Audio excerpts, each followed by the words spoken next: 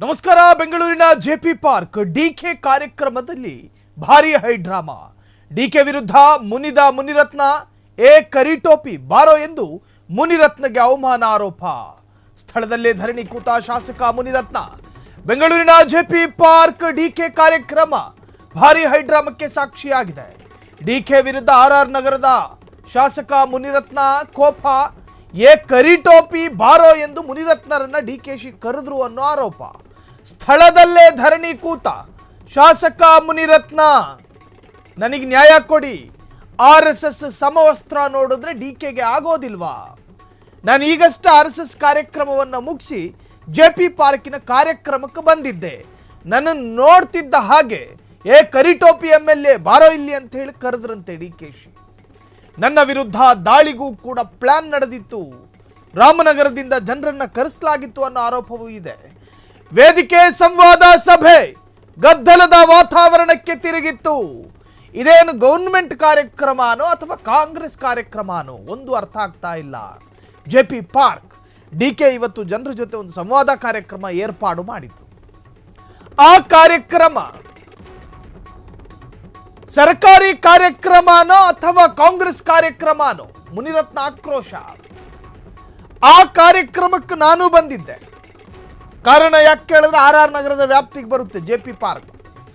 Munirathna RR ನಗರದ ಶಾಸಕ.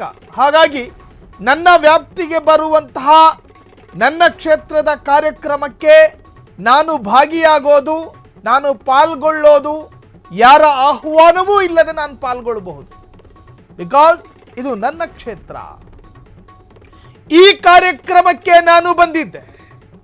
ಆ ಕಾರ್ಯಕ್ರಮಕ್ಕೂ ಮುನ್ನ RSS ಸಂಘ ಪರಿವಾರದ ಕಾರ್ಯಕ್ರಮದಲ್ಲಿ ಭಾಗಿಯಾಗಿ ಆ ಸಮವಸ್ತ್ರದಲ್ಲೇ ಈ ಕಾರ್ಯಕ್ರಮಕ್ಕೂ ಬಂದಿದ್ದೆ.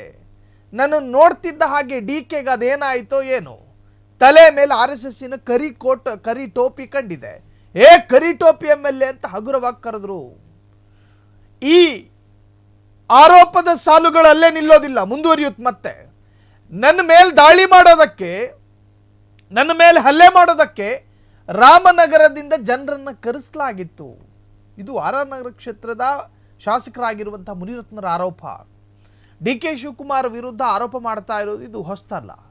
ಸಾಂಪ್ರದಾಯಿಕವಾಗಿಯೂ DK ಶಿವಕುಮಾರ್ ಅವರನ್ನ ಶತ್ರು ಎಂದು ಪರಿಗಣಿಸಿಕೊಂಡಿರುವ ಮುನಿರತ್ನ ಇವತ್ತು ಈಗಷ್ಟೇ ಕಾರ್ಯಕ್ರಮದಲ್ಲಿ ಒಂಥರದ ಗೊಂದಲದ ವಾತಾವರಣ ಸೃಷ್ಟಿಯಾಗಿದೆ. ಈ ಕ್ಷಣದವರೆಗೂ ಕೂಡ ಹಂಗೆ ಇದೆ ವಾತಾವರಣ.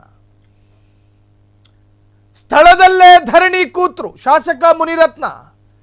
ನನ್ನನ್ನು ಇಷ್ಟು ಹಗುರವಾಗಿ ಯಾಕೆ ನೋಡಬೇಕು? ನನ್ನ ಕ್ಷೇತ್ರಕ್ಕೆ ಸರಿಯಾಗಿ ಅನುದಾನ ಬರ್ತಾ ಇಲ್ಲ. ಇದು ಮುನಿರತ್ನರ ಆರಂಭಿಕ ಆರೋಪಗಳು. ನಾನೊಬ್ಬ BJP MLA ಆಗಿರೋದ್ರಿಂದಾಗಿ ನನ್ನ ಕ್ಷೇತ್ರಕ್ಕೆ ಅನುದಾನ ಕೊಡ್ತಿಲ್ಲ. ನೋಡಿ, ರಾಜ್ಯದಲ್ಲಿ 138 ಕಾಂಗ್ರೆಸ್ MLAಗಳು, 60 ಚಿಲ್ಲರೆ BJP MLAಗಳು, 17 JDS MLAಗಳಿದ್ದಾರೆ. ಕಾಂಗ್ರೆಸ್ MLAಗಳ ಕ್ಷೇತ್ರಕ್ಕೆ ಅನುದಾನ ಕೊಡುವಂತಹ ಸರ್ಕಾರ BJP MLAಗಳ ಕ್ಷೇತ್ರಕ್ಕೂ ಅನುದಾನ ಕೊಡೋದಕ್ಕೆ ಬದ್ಧರಾಗಿರಬೇಕು. JDS MLAಗಳ ಕ್ಷೇತ್ರಕ್ಕೂ ಅನುದಾನಗಳನ್ನು ಕೊಡಬೇಕು. ಅದರಲ್ಲಿ ಯಾವ ತಾರತಮ್ಯಗಳನ್ನು ಮಾಡಕೂಡದು. ಸಾಂವಿಧಾನಿಕವಾಗಿ ಆಯಾಯ ಕ್ಷೇತ್ರಕ್ಕೆ ಅನುದಾನ ಕೊಡಬೇಕು. ಆದರೆ ಕಾಂಗ್ರೆಸ್ಸು ಆ ಥರ ಸಾಂವಿಧಾನಿಕ ಕೆಲಸವನ್ನು ಮಾಡ್ತಿಲ್ಲ. ತಮ್ಮದಲ್ಲದ ಶಾಸಕರ ಕ್ಷೇತ್ರಗಳಿಗೆ ಅನುದಾನ ಬಿಡುಗಡೆ ಮಾಡ್ತಿಲ್ಲ.